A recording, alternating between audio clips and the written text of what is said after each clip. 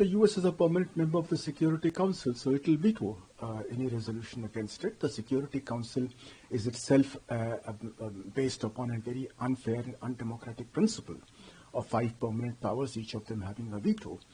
And these 5 permanent powers have always been violating international law with impunity all these years. So the Security Council has been an important body for almost all its existence, and certainly for the last 14, 15 years, it has done absolutely nothing in the case of the various wars that have been taking place and the violations of international law by the big powers. India's response is in line with its attitude and its responses to earlier such violations by the big powers and by other countries.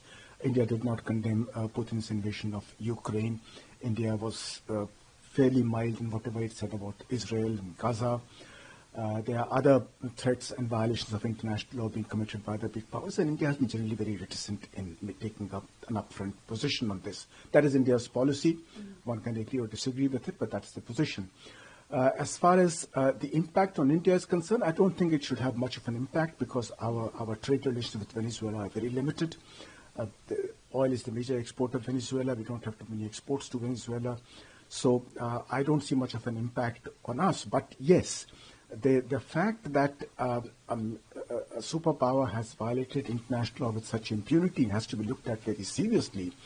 And its impact on the overall state of the global order, which is in very bad shape. But now we are looking really at the precipice because we have the 3 superpowers in the world today, China, Russia, and the US, all behaving in an extremely aggressive manner.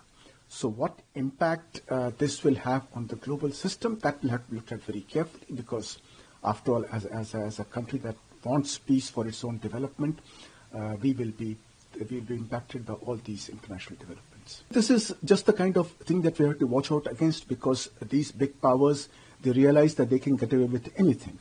Now, America has no right to tell us where to import our oil from.